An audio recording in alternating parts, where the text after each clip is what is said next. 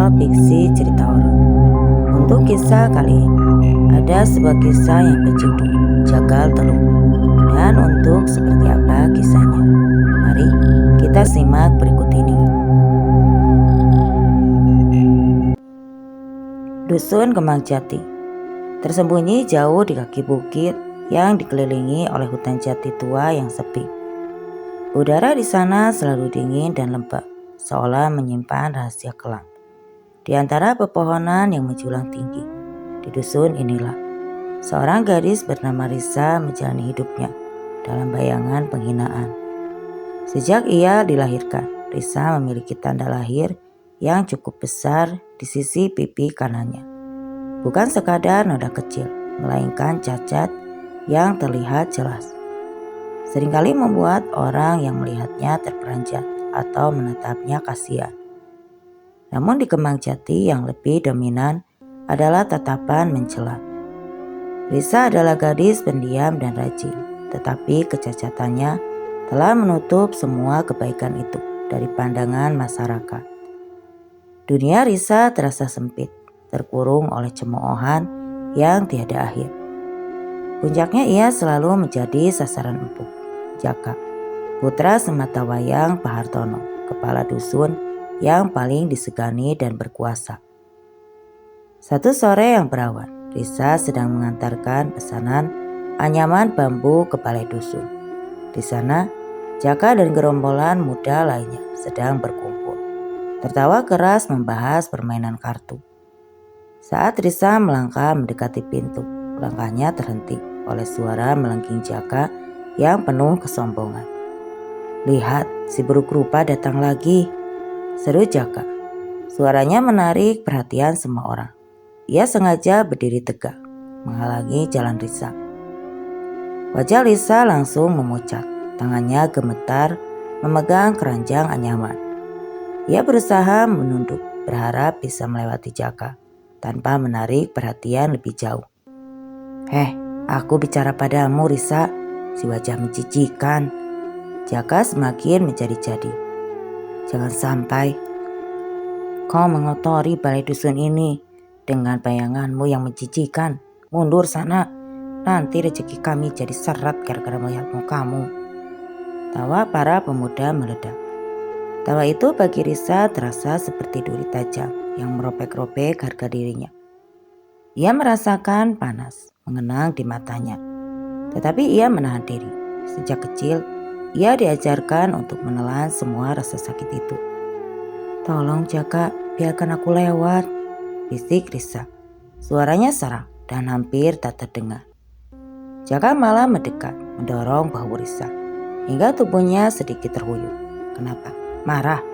Kau pikir karena kau anak yatim piatu, kami harus kasihan padamu? Tidak, Risa.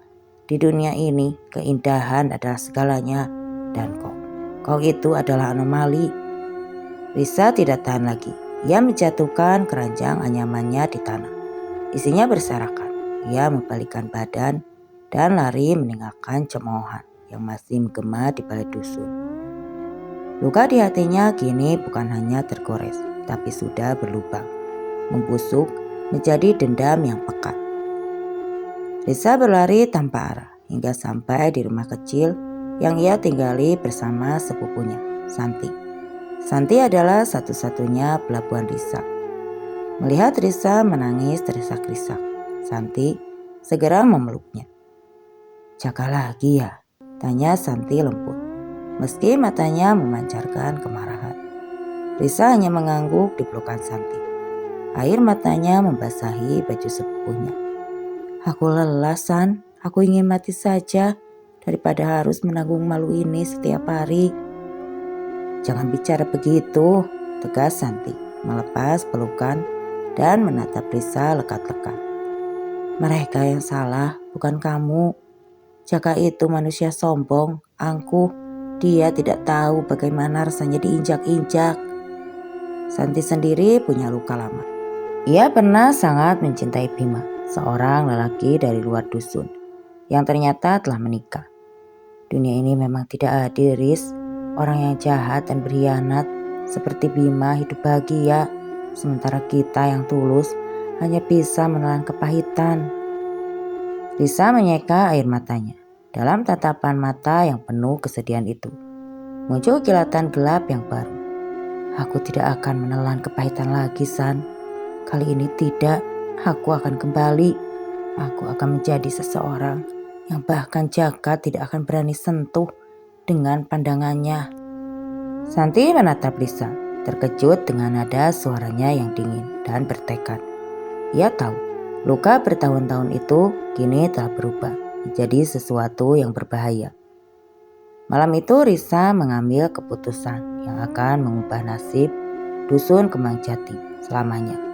Ia harus mencari jalan yang gelap dan terlarang, untuk membalas semua rasa sakitnya.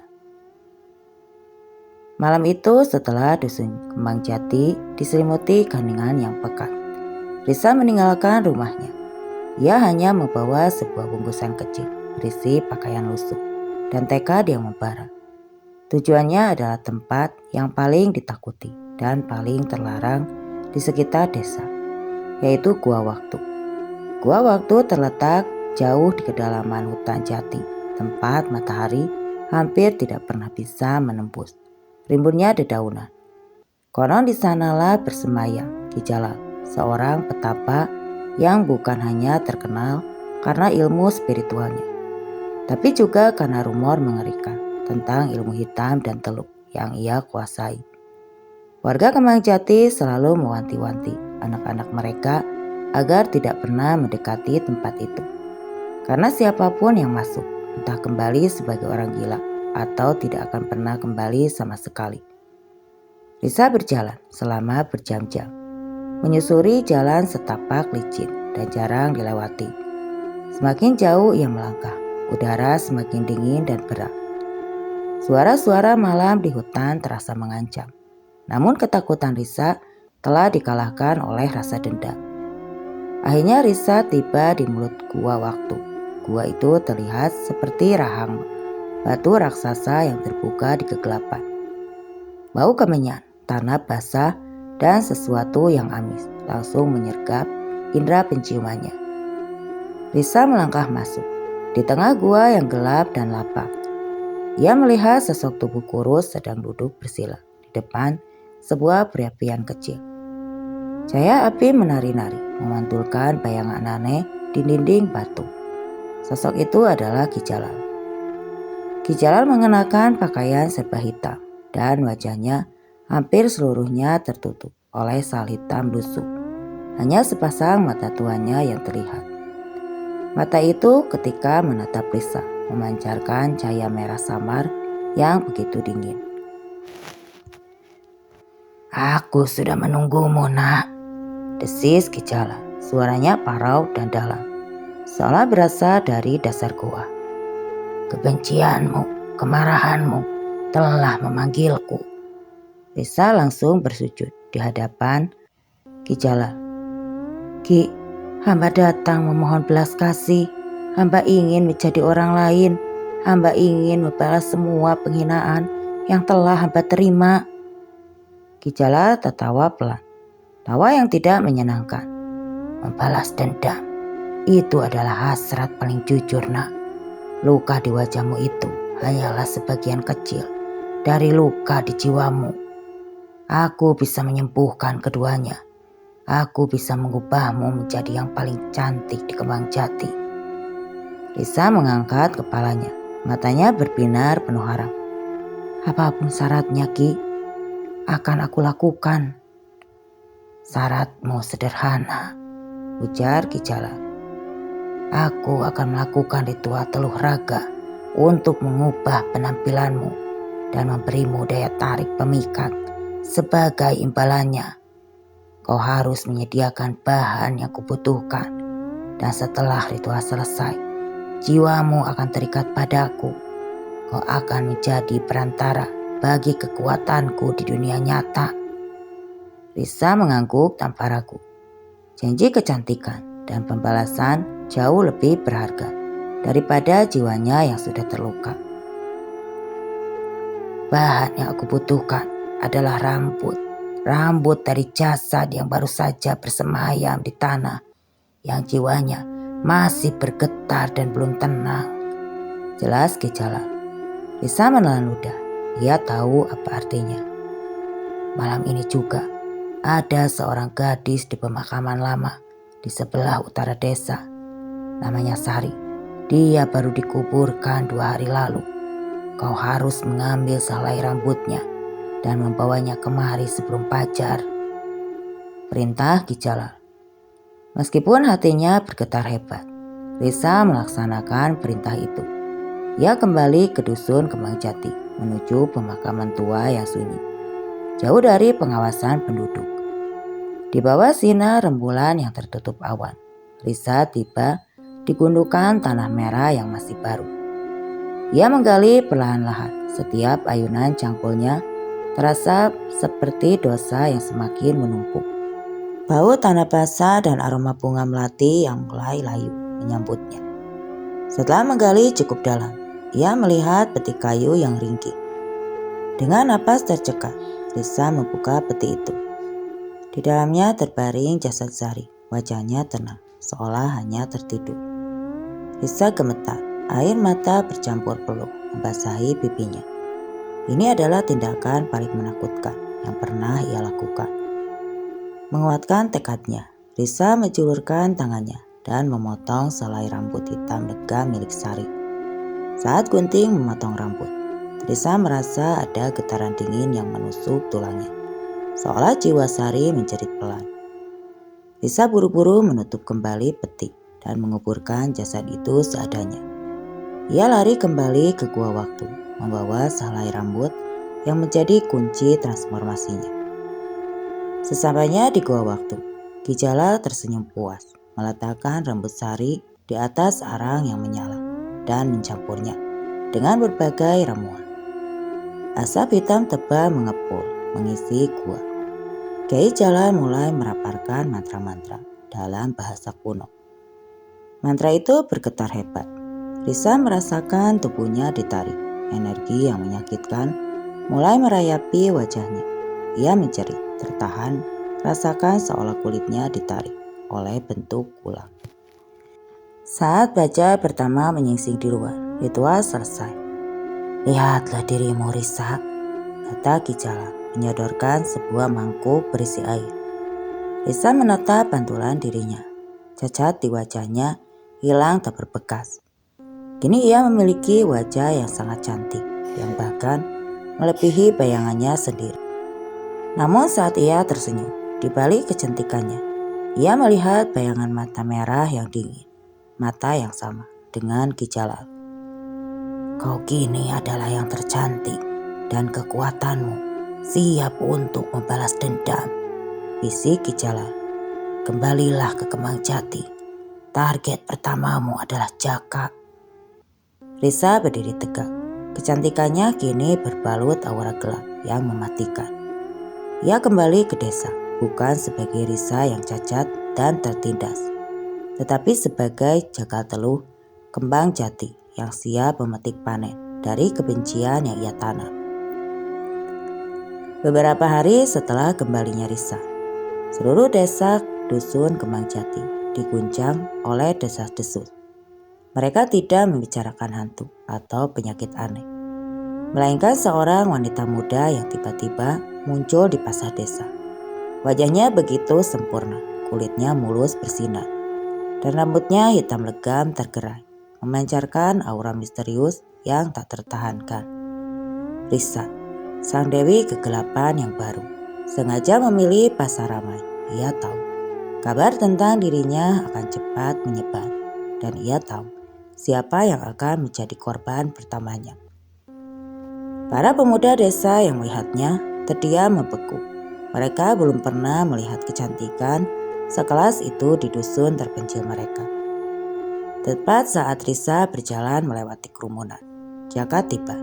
Jaka baru saja kembali dari kota dan sedang berjalan angkuh menuju warung kopi. Begitu matanya menangkap sosok Risa, langkahnya terhenti. Semua kesombongan dan keangkuhan Jaka lenyap seketika, digantikan oleh kekaguman yang nyaris menyakitkan. Jaka sama sekali tidak mengenali Risa. Ia hanya melihat seorang bidadari yang entah dari mana mampir ke Kembang Jati. Padahal Teluh yang bekerja pada Risa tidak hanya mengubah penampilannya, tetapi juga memancarkan daya pikat kuat yang langsung menyerang pikiran dan hawa nafsu korbannya. Jaka segera berjalan mendekati Risa, berusaha menampilkan pesona dan kekayaan yang ia miliki sebagai putra kepala dusun. Nona ini pendatang baru ya? Saya Jaka, putra Pak Handoko, kepala dusun Kembang Jati. Boleh saya tahu nama Anda? Tanya Jaka. Suaranya berusaha dibuat halus, tetapi tetap terdengar lantang. Risa tersenyum, senyum pertama yang ia berikan sebagai sang jagal Teluh. Senyum yang dingin, namun memikat. Aku Risa, jawabnya pelan. Suaranya terdengar merdu seperti lonceng. Jaka tersentak. Risa, tidak mungkin. Risa yang ku kenal. Jaka tidak sanggup melanjutkan kalimatnya.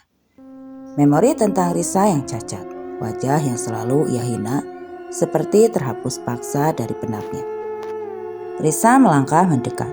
Tatapan matanya mengunci Jaka sepenuhnya. Iya, aku Risa. Kenapa?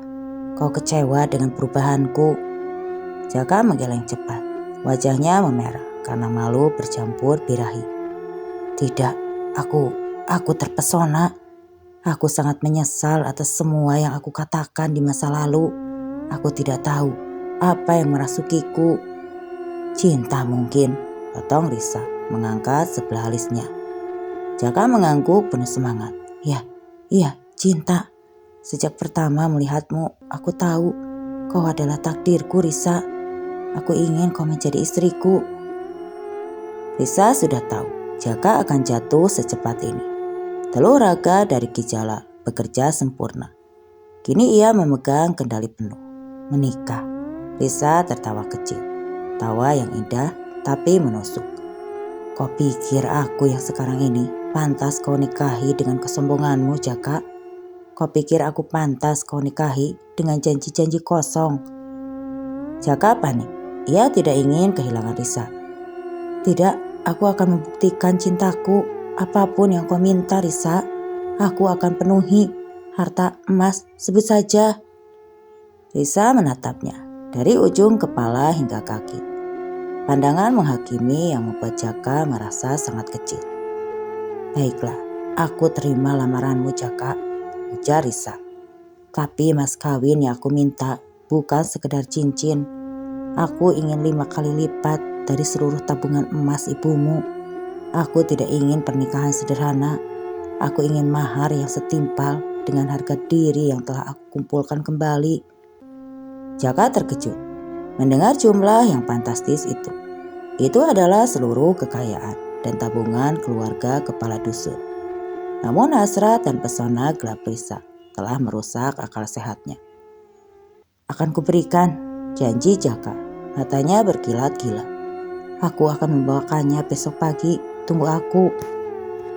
Jaka kembali ke rumahnya yang besar itu dengan pikiran kacau. Malam itu ia berusaha meyakinkan ibunya untuk memberikan seluruh perhiasan dan uang. Sang ibu tentu saja menolak keras. Kau sudah gila, Jaka. Itu harta untuk hari tua kita. Untuk apa kau berikan pada wanita asing yang baru muncul itu? Teriak Ibu Hartono. Pertengkaran itu menarik perhatian Pak Hartono. Begitu ia mendengar nama Risa, kemarahannya meledak. Risa, apa kau sudah tidak waras? Wanita itu, walau kini cantik, tetap saja dia anak dari. Tidak, kau tidak akan pernah menikahi dia. Kita semua tahu siapa dia dan bagaimana kelakuannya. Hardik Pak Handoko. Jaka yang sudah dikuasai oleh Teluh merasakan amarahnya yang bukan miliknya. Cukup, Pak, jangan pernah menghina calon istriku.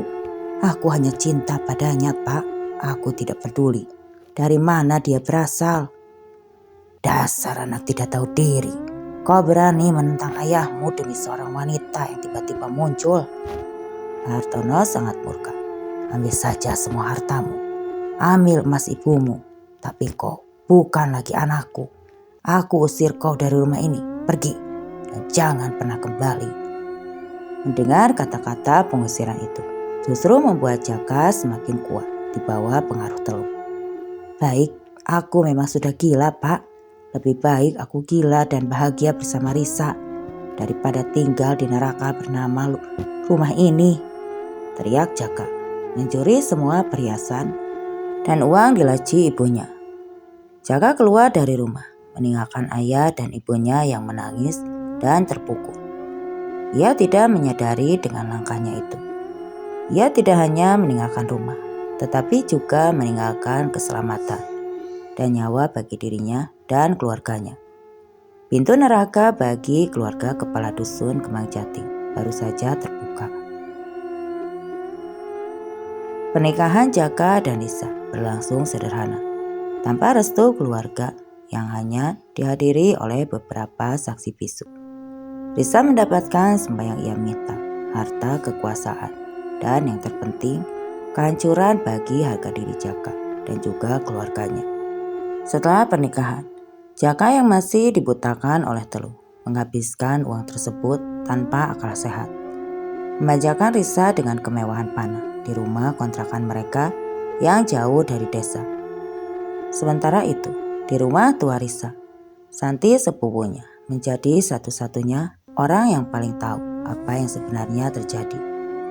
Ia menjadi penjaga rahasia dan sekutu Risa.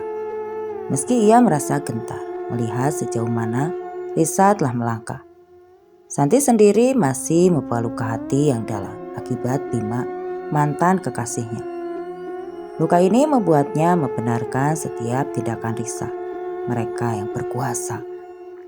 yang berkuasa selalu menginjak kita yang lemah, Riz, ujar Santi suatu malam kepada Risa. Jaka pantas mendapatkannya.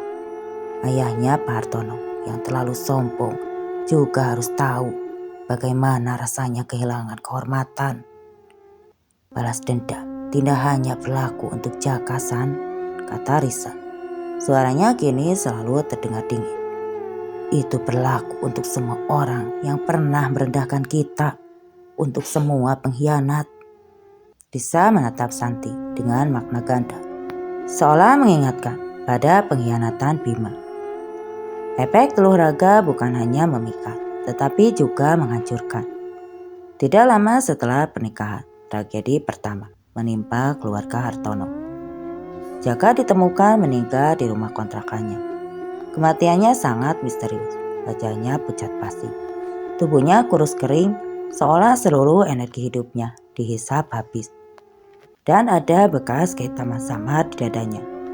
Risa menghilang pada malam Jaka meninggal. Dia hanya kembali seolah tidak terjadi apa-apa dan menolak berbicara tentang kematian suaminya. Kejadian ini menghancurkan keluarga Hartono. Ibu Hartono yang sebelumnya sehat mendadak mengalami kelumpuhan total. Ia tidak bisa bergerak, hanya bisa berbaring di tempat tidur. Matanya dipenuhi ketakutan setiap kali ia melihat bayangan Risa. Yang paling parah adalah Pak Hartono. Kepergian Jaka, pengusirannya, dan kini kematiannya membuat mental Pak Hartono hancur. Ia mulai meracau tidak jelas. Ada hantu di rumahku, teriak Pak Hartono. Suaranya parau. Ia sering menuju ke sudut ruangan kosong, berteriak memanggil nama Jaka dan Risa. Itu semua salah wanita itu, wanita teluh itu. Dusun Kemang Jati gempar. Keluarga terhormat kepala dusun hancur dalam waktu singkat tanpa sebab yang masuk akal. Kekacauan di Kemang Jati akhirnya menarik perhatian Bima. Bima adalah mantan kekasih Santi yang kini sukses bekerja di luar desa. Walaupun ia telah menikahi wanita lain, ia memiliki ikatan kuat dengan desa kelahirannya dan ia mengenal Jaka sebagai teman masa kecilnya. Bima kembali ke Kemang Jati, disambut oleh berita duka dan suasana desa yang penuh ketakutan. Saat ia mengunjungi rumah Hartono yang kini dipenuhi duka dan penyakit, Bima merasakan aura yang sangat tidak nyaman. Ini bukan penyakit biasa, pikir Bima, juga bukan takdir. Ia terasa seperti merasa ini kerjaan ilmu hitam. Bima memutuskan menemui Santi, wanita yang dulu ia tinggalkan, untuk mencari tahu kebenarannya. Saat Bima tiba di rumah Santi, ia mendapati Risa yang ada di sana. Melihat Risa, Bima merasakan keanehan yang menusuk. Wanita itu terlalu cantik. Kecantikannya terasa dingin, bukan hangat. Dan melihat Santi, yang kini bersikap dingin dan kaku, Bima tahu ada sesuatu yang jauh lebih besar dan gelap yang sedang terjadi. San, aku kembali untuk mencari tahu. Jaka adalah temanku dan keluarga Hartono hancur, kata Bima. Santi menatapnya dengan tatapan penuh kebencian. Jaka hanya menuai apa yang ia tabur, Bima. Dan kamu tidak punya hak untuk kembali ke sini. Kamu pengkhianat. Kamu juga pantas merasakannya. Risa hanya berdiri di samping Santi, menyeringai pelan. Pengkhianat tidak pernah mendapat kebahagiaan sejati, Bima. Mereka hanya mendapat balasannya. Bima meninggalkan rumah itu dengan keyakinan penuh. Ada hubungan kuat antara Santi, Risa, dan malapetaka yang menimpa Kemang Jati. Ia harus bertindak cepat sebelum Jaka Teluh itu merenggut korban lebih banyak lagi. Jaringan dendam ini yang dimulai dari hinaan dan dikuatkan oleh pengkhianatan masa lalu, kini telah menciptakan monster di tengah dusun mereka. Bima kembali ke balai dusun. Ia segera mengumpulkan beberapa tetua dan tokoh masyarakat yang masih memiliki keberanian dan akal sehat. Ia menceritakan kecurigaannya, menghubungkan kematian Jaka, penyakit Pak Hartono, dan hilangnya rambut mayat Sari di pemakaman. Ini bukan kebetulan, bapak-bapak, ujar Bima dengan suara tegas. Semua mengarah pada ilmu hitam, pada Teluh, dan pada Risa, si cantik pendatang baru yang tiba-tiba muncul setelah menghilang. Seorang warga tua, Pak Udin, yang dikenal sering berpatroli, akhirnya angkat bicara. Saya sering melihat Risa dan Santi mondar-mandir menuju hutan jati ke arah gua waktu sepertinya. Ki Jalal, nama itu segera menyebar ketakutan. Jika Ki Jalal terlibat, ini bukan urusan desa, melainkan perang melawan iblis. Malam itu mereka membuat keputusan. Mereka harus mendapati Ki Jalal dan Risa sebelum seluruh Kemang Jati menjadi korban balas dendam Teluh Raga. Namun mereka tidak bisa bertindak gegabah. Bima tahu, menghadapi ilmu hitam harus dengan cara yang benar. Ia meminta Pak Udin dan beberapa pemuda untuk mencari pusaka atau jimat penolak bala dari desa tetangga. Sementara ia sendiri memimpin rombongan besar untuk menghadapi Ki Jalal. Menjelang tengah malam, Bima memimpin puluhan warga, masing-masing membawa obor untuk pergi ke gua waktu. Obor mereka membelah kegelapan hutan jati, menciptakan barisan api yang bergerak menakutkan. Setibanya di gua waktu, mereka mendapati padepokan Ki Jalal sudah terang benderang dengan api ritual. Bau kemenyan dan ramuan menyengat. Di tengah lingkaran batu, berdiri Ki Jalal dengan jubah hitamnya, ditemani Risa dan Santi. Ki Jalal, serahkan Risa dan hentikan perbuatan jahatmu, teriak Bima. Ki Jalal menyambut mereka dengan tawa nyaring yang terdengar seperti pecahan kaca. Kalian datang ke sini hanya untuk mati. Kalian pikir obor-obor kalian bisa mengalahkan kegelapan yang telah aku tanam selama ini. Risa melangkah maju. Wajahnya yang cantik kini terlihat dingin, tanpa ekspresi. Aku sudah mendapatkan apa yang aku inginkan. Kalian datang hanya untuk menjadi saksi penguasaanku, katanya. Suaranya mengandung gema yang menusuk telinga. Tiba-tiba, Santi berteriak menunjuk Bima. Kamu pengkhianat. Kamu pikir aku akan membiarkanmu menang. Kamu yang membuat aku menderita. Dan kamu juga yang membuat aku hancur. Aku akan membalasmu, Bima, atas diriku. Santi maju dengan gerakan yang tidak lagi seperti dirinya. Tubuhnya dikuasai amarah dendam. Bima mundur. Sakit hati melihat mantan kekasihnya kini menjadi budak kebencian. Santi, sadarlah, ini bukan dirimu.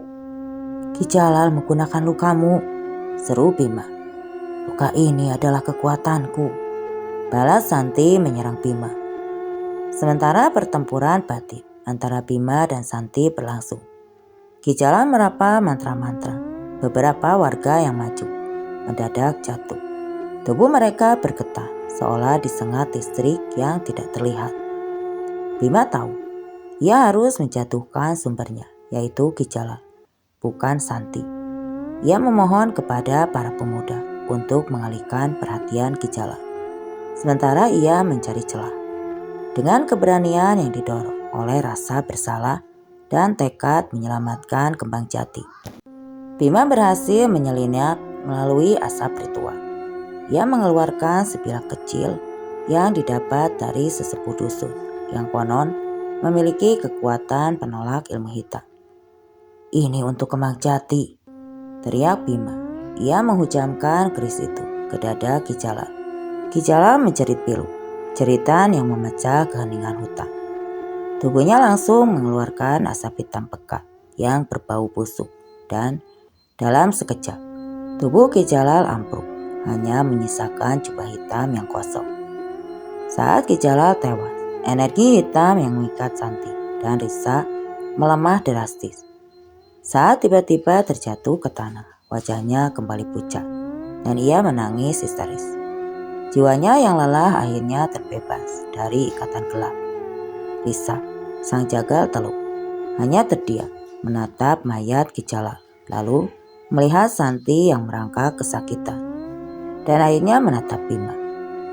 Kecantikannya memudar, di balik wajahnya yang sempurna terlihat jelas kepahitan dan kehampaan. Ia telah mendapatkan balas dendam, tapi ia kehilangan dirinya sendiri dan satu-satunya orang yang menyayanginya, Santi. Tanpa berkata apa-apa, Risa berbalik. Ia berjalan cepat ke dalam kegelapan hutan. Warga yang tersisa tidak berani mengejarnya. Mereka tahu Risa telah menjadi bagian dari hutan itu. Jiwa yang terikat pada kegelapan selamanya menjadi penunggu buah waktu. Di balik jubah Ki Jalal, Bima menemukan sebuah perkamen usang. Itu adalah surat yang ditulis oleh ayah Risa sebelum meninggal. Bima membacanya keras-keras di hadapan warga yang tersisa. Untuk anakku Risa, maafkan Bapa yang tidak sempat menyembuhkan lukamu. Tanda lahir itu adalah kutukan yang hanya bisa disembuhkan Ki Jalal di masa dewasamu. Dia adalah satu-satunya harapan. Tapi nak, jangan biarkan dendam dan amarah memimpinmu. Kecantikan yang lahir dari kegelapan tidak akan pernah membawa kebahagiaan. Carilah kedamaian, bukan pembalasan. Seluruh warga Kembang Jati terdiam. Mereka menyadari Risa adalah korban dari hinaan mereka sendiri. Korban dari dendam yang disuburkan oleh penolakan masyarakat yang berakhir dengan mencari jalan kegelapan yang mengerikan. Dusun Kembang Jati terselamatkan, tetapi tidak akan pernah sama lagi. Mereka kini hidup dalam bayangan kehancuran keluarga kepala dusun dan legenda seram tentang Risa, si cantik jaga teluk yang bersemayam di hutan jati. Dan cerita pun selesai. Oke teman-teman, terima kasih untuk yang sudah mampir di channel ini. Saya pamit undur diri.